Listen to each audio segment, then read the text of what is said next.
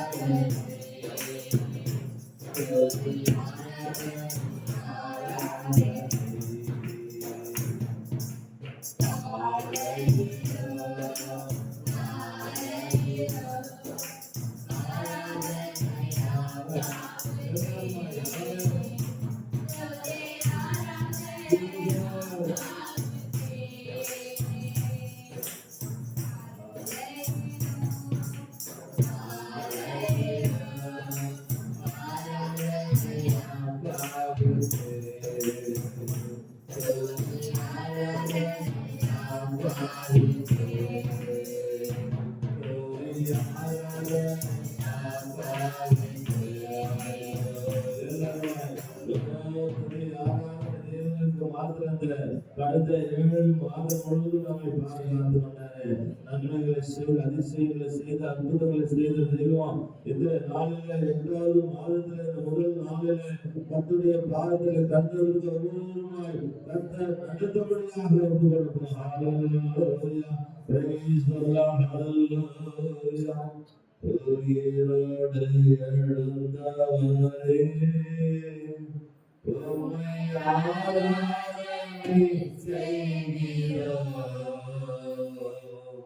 தேவனே அதிபதியே உம்மை ஆராதனை செய்கிறோம்.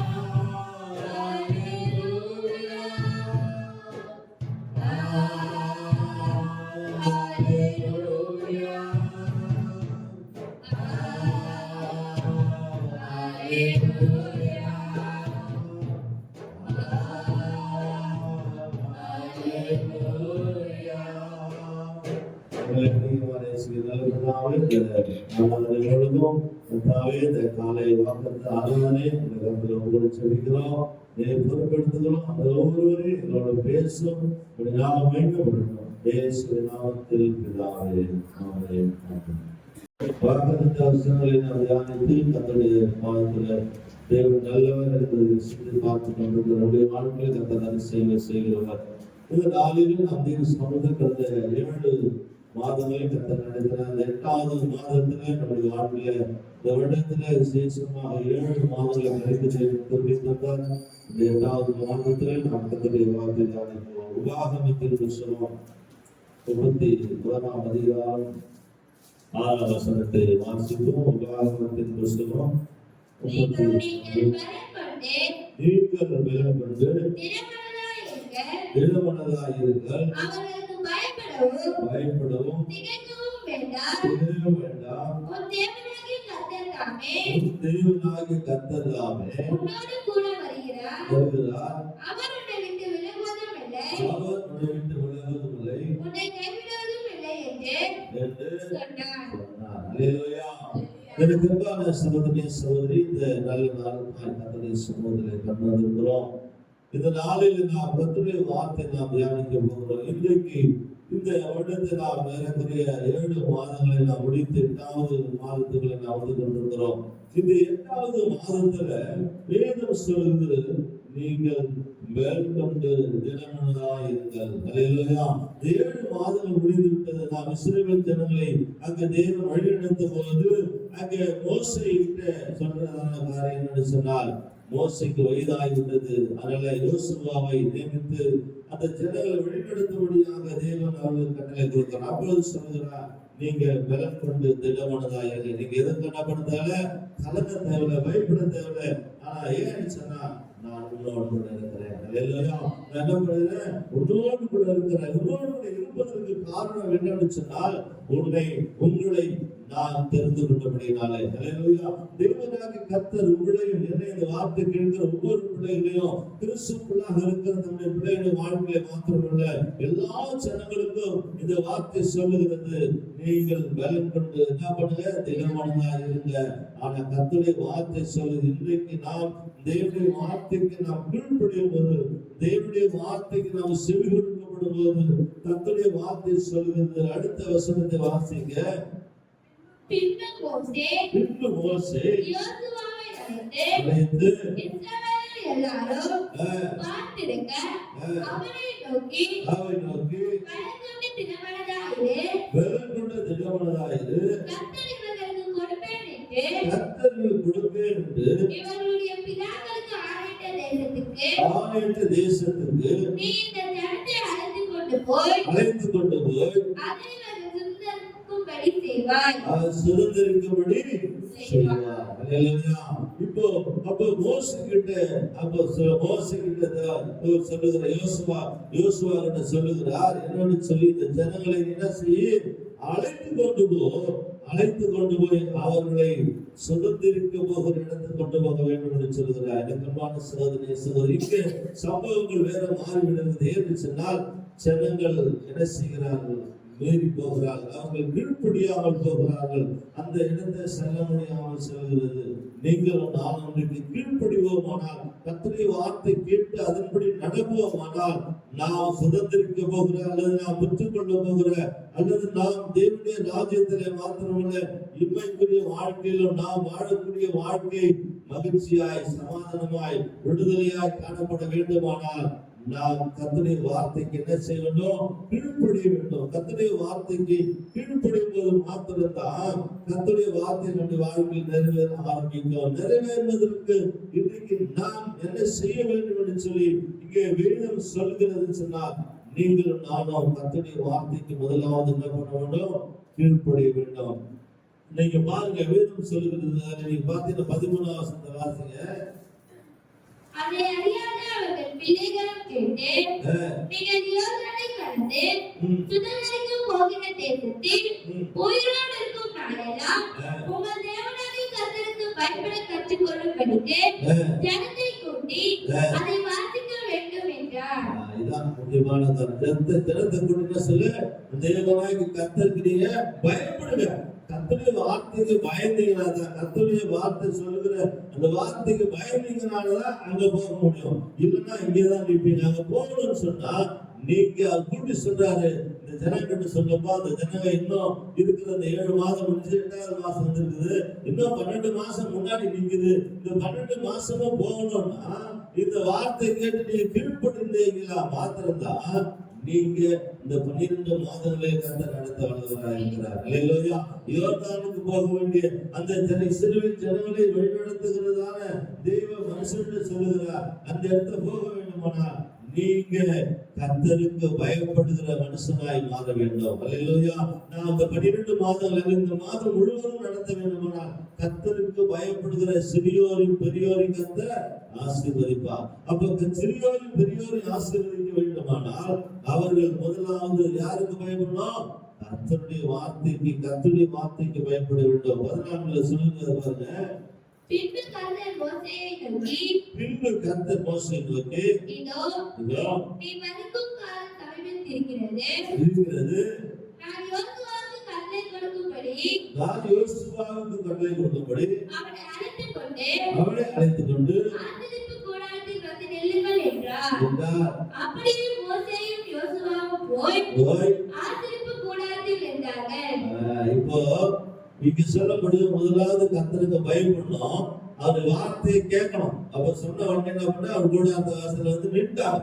அப்ப நாம என்ன பண்றோம்? கூடார வாசல்ல வராம, கர்த்தருடைய சமூகத்துக்கு வராம நம்ம தூரம் இருந்தா கர்த்தர் நம்முடைய ஆசீர்வதிப்பார். அப்ப நாம் இந்த 8வது மாதத்துல ஒருவேளை நாம் இதுவரைக்கும் 7வது மாதத்துல செய்யாத, கர்த்தருடைய வார்த்தைக்கு கேட்காத, கர்த்தருடைய வார்த்தைக்கு மீறி அல்லது கர்த்தருடைய வார்த்தைக்கு விரோதமாய் சேர்ந்துட்டோம்னா இன்றைக்கு அதை மாற்றிக்கொள்ள போகிறோம். அல்லேலூயா. அதை மாற்றிக்கொள்ளப்படும் போது கர்த்தருடைய வார்த்தை சொல்கிறது, அவர்கள் கூடார வாசலுக்குள்ள அவர் நின்றார்கள். அடுத்த சொல்றாங்க, கர்த்தர் கூடாரத்திலே மேகஸ்தம்பத்தின் தரிசனமானார். மேகஸ்தம்பம் கூடார வாசல் மேல் இருந்தது. இப்ப என்ன நடக்குது பாத்தீங்களா?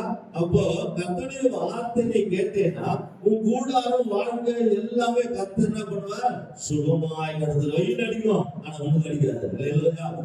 மழை வரும், உன் வாழ்க்கையில பிரச்சனைகள் போராட்டம் எல்லாரும் வாழ்க்கையில வரும், யார் வாழ்க்கையில வராதுன்னு சொல்ல முடியாது. ஆனா அவைகளில் தேவன் உனக்கு பாதுகாப்பா இருப்பார். அல்லேலூயா.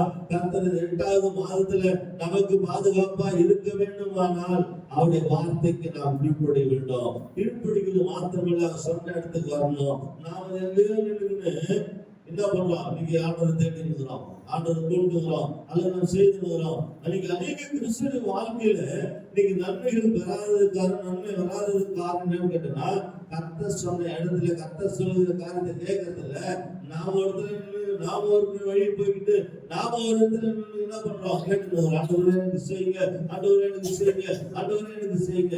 ஆனா ஆண்டவர் செய்ய விரும்புகிறார், ஆனா நீ வந்து இல்லையே. அல்லேலூயா. அவர் சொன்ன இடத்துல வரலையே. அவர் சொன்னாரு, மோசேன்னு சொல்றாரு, யோசுவா கூட்டிட்டு வா, ஜனங்களை கூட்டிட்டு வா, கூடார வாசல்ல நில்லு அப்படின்னு நின்ன உடனே கர்த்தர் செய்யறார். கூட்டு வந்து நிறுத்தின உடனே அவர் அந்த இடத்தை மேக சம்பவத்தினால் என்ன பண்ணுகிறார்? மூடுகிறார், அவர்களை மறைந்து கொள்கிறார். உங்களுடைய வாழ்க்கை இந்த 8வது மாதத்துல கர்த்தர் எந்த சூழ்நிலை வந்தாலும், எந்த காரியத்திலும் கர்த்தர் என்ன பண்ண கைவிடவே மாட்டார், மூடிக்கொள்வார். கர்த்தர் எல்லா சூழ்நிலையும் உங்களை காக்காதபடி, நம்மளுடைய வாழ்க்கையில வராதபடி கர்த்தரே நமக்கு யுத்தம் செய்கிறவராக இருக்கிறார். அல்லேலூயா. அப்படி வார்த்தை கேட்டுக்கொண்டிருக்கிற எனக்கு அன்பான சகோதரிய சகோதரி, இந்த நாளில அப்போ நாம் இந்த இடத்துல சொல்றது வெள்ளனுடைய திடமனதாயிரு. நீ என்ன பண்ணும்? கர்த்தருடைய வார்த்தை கேட்கிறது மாத்திரமல்ல, எப்படிப்பட்ட மனுஷனாய் காணப்பட வேண்டும்? தேவனுடைய வார்த்தை கேட்டு அவர் உன்னோடு வருவதற்கு நீ அவருக்கு இடம் கொடுக்கணும். அல்லேலூயா. நாம இடம் கொடுக்காத, நாம தூரம் இருந்தோம்னா வரவே மாட்டார். நாம போய் நிற்போம், ஆனா அவர் கூட வர மாட்டேன். அவருக்கு நீ தூரம் போயிட்டு அவரு கூட தான் இருக்கிறாரு, ஆனா நீ தான் அவரை விட்டு விட்டு விட்டு விட்டு போயிட்டு. இந்த 8வது மாதத்துல அவர் உன்னோடு கூட வர விரும்புகிறார். உன்னோடு வருகிறது மாத்திரமல்ல, உன்னோடு அவர் பேச விரும்புகிறார், சொல்லுகிறார். அந்த மோசையோடு சொன்னார், அந்த யோசுவாவை கூட்டி, ஜனங்களை கூட்டி கொண்டு வா, அந்த கூடார வாசலை கொண்டு வந்து நிறுத்த சொல்லும் போது அவர்கள் கீழ்ப்படுத்தி கொண்டு வந்தார்கள். கொண்டு வந்து நிறுத்தின உடனே அவரை செய்கிறார், கர்த்தர் கூடார வாசலிலே மேக சம்பவத்தை என்ன பண்ணினார்? மேலே வர வைத்தார். அல்லேலூயா. இன்னைக்கு வாழ்க்கையில, குடும்பத்துல கர்த்தர் மேக சம்பவத்தை, கர்த்தர் ஆசீர்வாதத்தை, கர்த்தர் நன்மையை, கர்த்தர் அற்புதம் வச்சு பலன் கொண்டு திடமானதாயிரு. நீ சோர்ந்து போகாத, கலங்கி போகாத. எந்த சூழ்நிலையும் கர்த்தர் ஒரு நாள் உன்னை கைவிடவே மாட்டார், சோர்ந்து போக விடவே மாட்டார். உன்னுடைய வாழ்க்கை குறித்து, குடும்பத்தை குறித்து, உன்னுடைய சரீரத்தை குறித்து நீ சோர்ந்து போயிருந்தா, ஆனா இன்னைக்கு அவர் எடுத்து போட்டு கர்த்தர் மேக சம்பவத்தினால் உன்னுடைய வாழ்க்கை, குடும்பத்தை, சூழ்நிலை கர்த்தர் மூட விரும்புகிறார். இன்னைக்கு நாம் இந்த நேரத்துல அன்பு தீர்மானத்தோடு இந்த 8வது மாதத்துல கடந்து போவோம். கர்த்தருடைய வார்த்தை சொல்லி, கர்த்தர் கூடார வாசலிலே, கூடாரத்திலே கர்த்தர் மேக சம்பவத்தினால் அவர்களை என்ன பண்ணார்? மூடி மறைத்துக் கொண்டார். இன்றைக்கு உங்களுடைய குடும்பத்தின் வாழ்க்கையை மூடி மறைத்து கொள்ள போகிறார். ஏன்னா அந்த பொல்லாத உலகத்துல, பொல்லாத வழியில, பொல்லாத காரியத்துல கர்த்தர் உங்களை தப்புவிக்க வேண்டுமானால் நாம் கர்த்தருடைய வார்த்தைக்கு கீழ்ப்படிகளாய் மாறும்போது, மோசே சொன்ன உடனே யோசுவா கேட்டார், இஸ்ரவேல் ஜனங்கள் கேட்டார்கள். அவர்கள் வந்து நின்ற உடனே கர்த்தர் அவர்களை மறைத்துக் கொண்டார். அல்லேலூயா. அவர்களை மூடிக்கொண்டார். இன்றைக்கு உங்களையும் உடைய வாழ்க்கையினுடைய வார்த்தை கேட்டுக்கொண்டிருக்கிற பிள்ளைகளை கர்த்தர் மூடிக்கொள்ள விரும்புகிறார். சூழ்நிலை பார்த்து கலங்காதீங்க. கர்த்தர் ஒரு பட்சத்தில் இருப்பாருனா மனுஷன் உனக்கு என்ன செய்ய முடியும்? மனுஷன் என்ன செய்ய முடியும்? இந்த உலகம் என்ன செய்ய? ஒன்றும் செய்ய முடியாது. இன்னைக்கு ஒரு தீர்மானம், ஆண்டு சமூகம் எல்லாரும் இருக்கிற இடத்துல அப்படியே நாம் எழுந்திருந்து ஆண்டு சமூகத்தில் இன்றைக்கு ஒவ்வொரு கொண்டவரை இன்றைக்கு வேதம் சொல்லுகிறவங்க தேவனாகிய கர்த்தர் நாமே, நீங்கள் பலம் கொண்டு திடமனதாய் இருக்கிறது. அவர்களுக்கு பயப்படவும் திகையவும் வேண்டாம். தேவனாகிய கர்த்தர் தாமே அவனோடு கூட வருகிறவர்.